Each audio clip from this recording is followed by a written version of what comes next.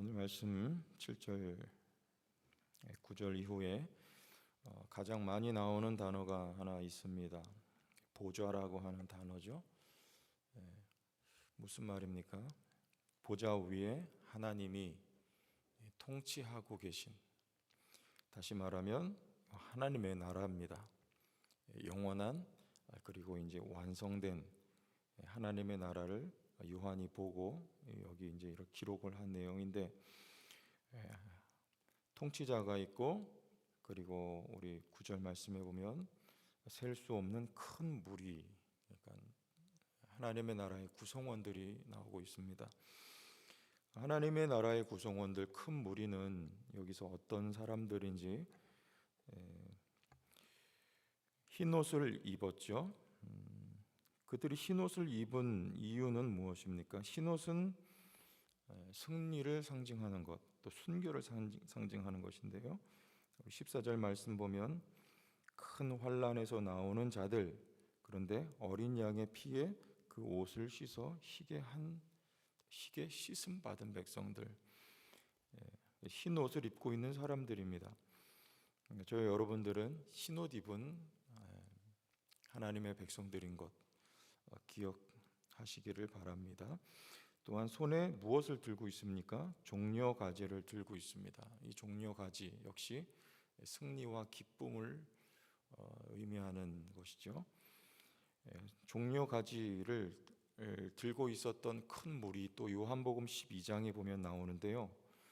그들은 오늘 여기 있는 이들과 좀 다른 사람들이에요. 요한복음 12장에 12절 읽어드리겠습니다. 그 이튿날에는 명절에 온 큰 무리 나오죠. 예수께서 예루살렘으로 오신다는 것을 듣고 종려나무 가지를 가지고 맞으러 나가 외쳐 호산나 찬송하리로다, 주의 이름으로 오시는 이 곧 이스라엘의 왕이시여 하더라. 여기도 큰 무리가 나오는데 역시 종려나무 가지를 들고 왕을 맞이합니다. 그런데 이들은 어떻게 합니까?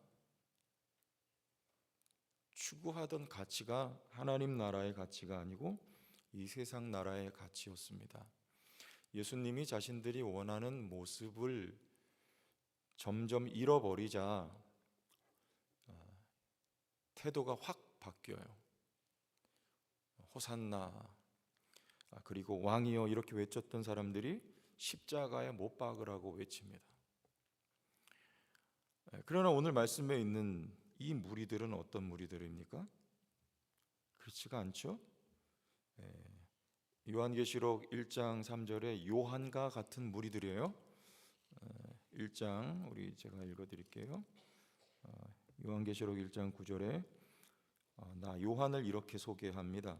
나 요한은 너희 형제요 예수의 환난과 나라와 참음에 동참하는 자라. 무엇입니까? 예수의 환난이에요. 그리고 나라, 그리고 참음. 여러분, 하나님의 나라는 좋은 것이죠. 그런데 지금 요한이 경험하고 있는 나라는 어떤 것입니까? 환난이 있어요. 그리고 그 가운데서 인내해야만 하는 것입니다. 하나님의 나라는 이 땅에 겨자씨와 같이 임했어요. 천국의 은닉성이라고 합니다. 사람들은 그 나라를 눈치채기가 어렵고 잘 발견하지 못합니다. 왜요? 이런 형태로 오기 때문에 그래요.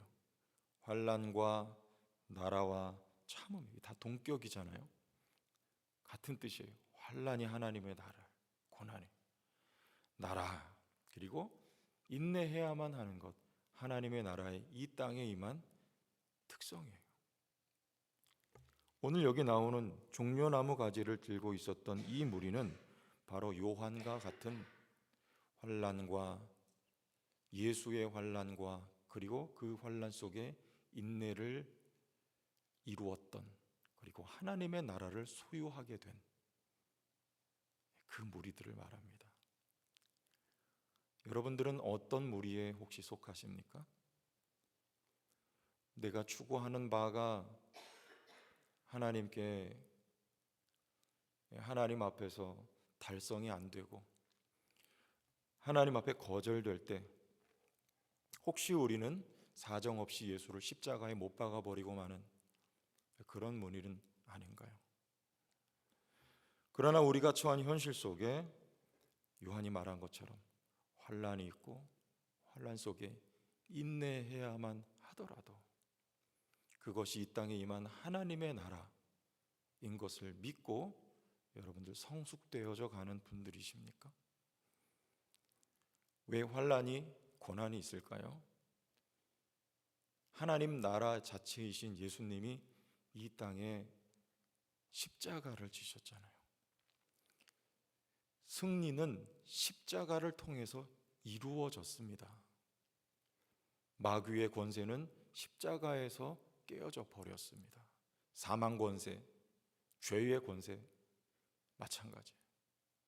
십자가가 바꿔 말하면 환난이 능력입니다. 생명입니다. 승리예요. 예수님의 제자인 우리의 삶에 여러분 방향은 어디입니까? 우리의 목적은 무엇입니까? 하나님의 나라를 위하여 오늘도 살고 계시지 않습니까? 그렇다고 하면 오늘 하나님의 나라를 위하여 살아가고 있는 여러분의 삶에 있는 고난은요, 그거는 승리하는 첩경이에요. 능력이 돼요. 그래서 고난은요, 참된 승리, 하나님의 나라는 고난 가운데 임하는 것입니다. 또 한 가지는요, 우리 16절과 7절을 보세요. 16절과 7절. 하나님의 나라의 백성들은 그러함에도 불구하고 이런 은혜가 있어요. 함께 읽어봐요. 16절. 그들이 다시는 줄이지도 아니하며 목마르지도 아니하고 해나 아무 뜨거운 기운에 상하지도 아니하리니. 17절. 이는 보좌 가운데에 계신 어린 양이 그들의 목자가 되사 생명수 샘으로 인도하시고 하나님께서 그들의 눈에서 모든 눈물을 씻어 주실 것임이라. 이것은 하나님의 나라의 백성들이 참여하게 될 궁극적인 축복이에요. 다시는 어떻게 해요? 다시는. 그럼 이 땅에서는요, 줄일 때가 있습니까? 없습니까? 있죠. 줄이지도 아니하며 목마르지도 아니하고 다시는 궁극적인 거예요. 그러나 하나님 나라의 백성들이 이 땅에서는요, 목이 마르죠. 때로는요. 이스라엘 백성들이 광야에서 줄였습니까? 안 줄였습니까? 때때로 줄였어요. 목이 말랐습니까? 그렇죠. 때때로 목이 말랐습니다. 그러나 누가 먹여요? 하나님이 먹여요. 그리고 하나님이 그 마른 목을 적시어 주셔요.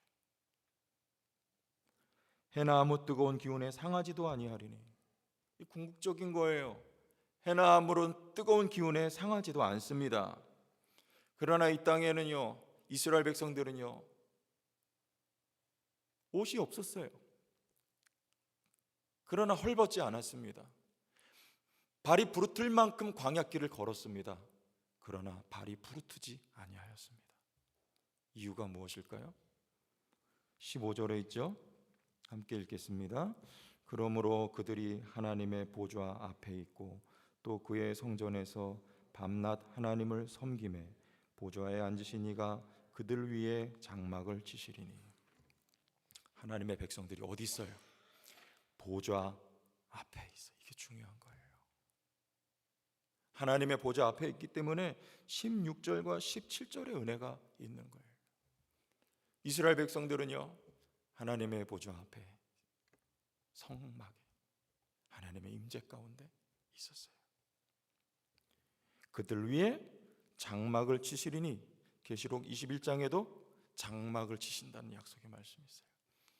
여러분 가운데는요, 요한복음 1장 14절에 말씀이 육신이 되어 우리 가운데 거하심에, 이 거하신다는 말이 장막을 치신다는 뜻이에요.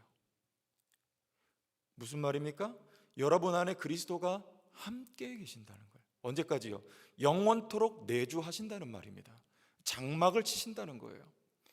저 새하늘과 새 땅에 하나님이 영원토록 우리 가운데 장막을 치심으로 우리와 함께 하신다는 말이에요. 왜 다시는 줄이지도 않고 목마르지도 않고 해나무 뜨거운 기운에 상하지도 않겠습니까? 하나님이 그 백성과 함께 하시기 때문이에요. 이 땅에서는요, 하나님의 나라의 백성 가운데 하나님이 우리 가운데 그리스도로 장막을 치시고 영원토록 함께 하세요. 그러므로 우리 눈에 보이는 이 땅에 임한 하나님의 나라는 지극히 작은 것처럼 보이지만 그 능력은 소멸되지 않았어요. 동일한 능력으로 하나님이 우리 가운데 우리 삶에 역사하십니다. 줄이지도 않습니다. 목마르지도 않습니다. 어떤 세력의 해를 받지 않습니다. 왜요?